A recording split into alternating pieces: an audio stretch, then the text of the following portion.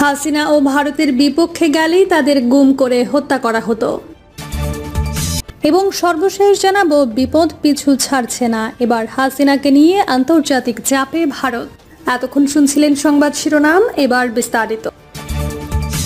হাসিনা ও ভারতের বিপক্ষে গেলেই তাদের গুম করে হত্যা করা হতো। সেনাবাহিনীর বর্তমান ও সাবেক শীর্ষ ৩ কর্মকর্তার সমন্বয়ে শেখ হাসিনা বলপূর্বক গুম ও গুপ্ত হত্যা নৃশংস একটি চক্র গড়ে তুলেছিলেন। সংশ্লিষ্ট সূত্র জানায়, শেখ হাসিনার সরাসরি নির্দেশে গুম ও গুপ্ত হত্যা হতো। তার রাজনৈতিক প্রতিপক্ষ এবং সরকার ও ভারতের স্বার্থের বিপক্ষে যারা সোচ্চার ও প্রতিবাদী হতেন, তারাই গুমের শিকার হতেন। গুম ও গুপ্ত হত্যার জন্য শেখ হাসিনা তার নিরাপত্তা উপদেষ্টা তারেক সিদ্দিককে নিয়ে পরিকল্পনা করতেন। কোন গুম কে করবে তা নির্ধারণ করতেন তারেক সিদ্দিক। এভাবেই বাস্তবায়ন হতো গুমের পরিকল্পনা। গুম সংক্রান্ত তদন্ত কমিশনও এ বিষয়ে অনেক প্রমাণ পেয়েছে। শেখ হাসিনায় যে গুম খুনের নির্দেশদাতা তা আন্তর্জাতিক মানবাধিকার সংস্থা হিউম্যান রাইটস ওয়াচের প্রতিবেদনেও উল্লেখ করা হয়েছে। এই রিপোর্টে উদাহরণ হিসেবে ব্রিগেডিয়ার জেনারেল আবদুল্লাহিল আমান আজমির গুমের ঘটনা উল্লেখ করে বলা হয়, শেখ হাসিনা আজমিকে হত্যা করারও নির্দেশ দিয়েছিলেন। হাসিনার প্রত্যক্ষ তত্ত্বাবধানে গত 15 বছরে এভাবেই গুম করা হয়েছে বহু মানুষকে। গুম সংক্রান্ত কমিশন 2009 সালের 6 জানুয়ারি থেকে 2024 সালের 5 আগস্ট পর্যন্ত গুমের ঘটনা তদন্ত করে সর্বশেষ যে রিপোর্ট প্রধান উপদেষ্টার কাছে জমা দিয়েছে তাতেও বিষয়টি তুলে ধরা হয়েছে। এতে বলা হয়, গুমের সঙ্গে রাষ্ট্রের 5টি বাহিনীর কিছু কর্মকর্তাকে নিয়োজিত করা হয়। রাষ্ট্রীয় 5 বাহিনীর মধ্যে ডিজিএফআইয়ের সাবেক একাধিক ডিজির নামও অভিযুক্তের তালিকায় রয়েছে।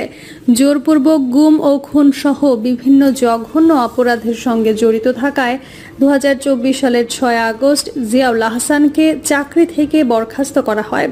চক্রের প্রধান শেখ হাসিনা ও তারেক সিদ্দিক গত 5 আগস্ট জুলাই গণ অভ্যুত্থানের মুখে ভারতে পালিয়েছেন। বুচারব বাংলাদেশ হিসেবে কুখ্যাতি পাওয়া জিয়া এখন কারাগারে এবং মোহাম্মদ আকবর হোসেন দেশে লোকচক্ষুর আড়ালে রয়েছেন। কয়েকটি সূত্র অবশ্য জানিয়েছে, আকবর হোসেনও পালিয়েছেন। গুম হওয়া একাধিক ভুক্তভোগী পরিবারের সদস্যরাও দায়ী চক্রের নৃশংসতার তথ্য তুলে ধরেছেন। শুধু গুমই নয়, অপহরণের পর খুনেরও অনেক তথ্য পাওয়া গেছে। লাশ গুম করতে সিমেন্টের বস্তায় ভরে প্রধানত বুড়িগঙ্গা ও শীতলক্ষা নদীতে ফেলা হতো। এজন্য পোস্তগোলা ঘাট ও কাঞ্চন ব্রিজ ব্যবহার করা হতো। গত মঙ্গলবার হিউম্যান রাইটস ওয়াচ প্রকাশিত এক প্রতিবেদনে উঠে এসেছে গুমের সঙ্গে সামরিক কর্মকর্তাদের জড়িত থাকার বিষয়টি। কোনো ব্যক্তিকে গুমের পর তাকে সব ধরনের যোগাযোগ বিচ্ছিন্ন করে রাখার বিষয়টি শেখ হাসিনা ও তার সরকারের শীর্ষ নেতারা জানতেন।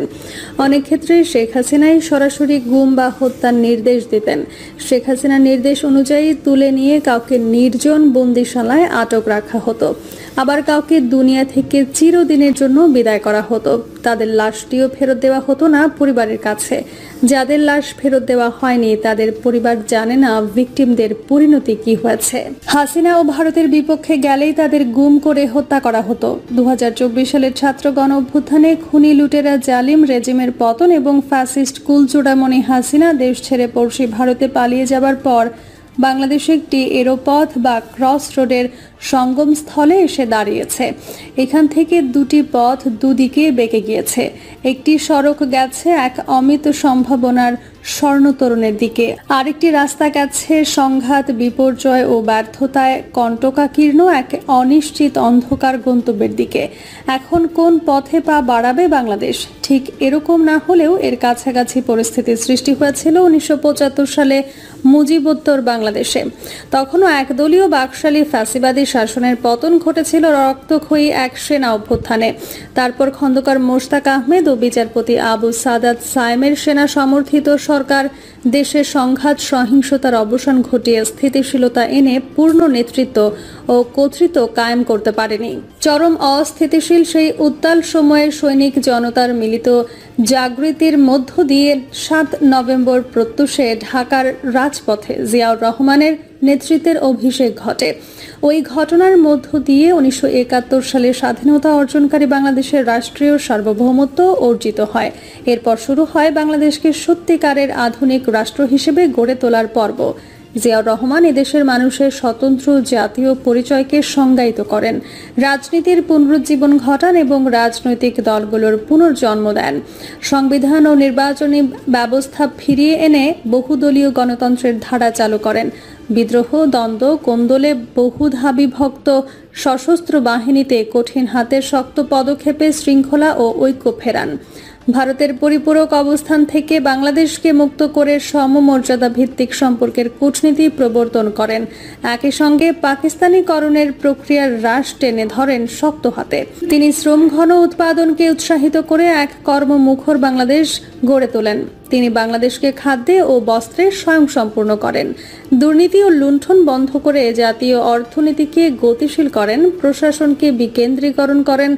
বাক, ব্যক্তি, সংবাদ মাধ্যম ও বিচার বিভাগের স্বাধীনতা তিনি নিশ্চিত করেন। তার গতিশীল নেতৃত্বে বাংলাদেশের এক নবযাত্রার সূচনা হয়েছিল। বাংলাদেশে আজ সেই ৭৫-এর অবস্থা অনেকটাই ফিরে এসেছে। হাসিনার ফ্যাসিস্ট রেজিম বাংলাদেশকে আর রাষ্ট্র রাখেনি।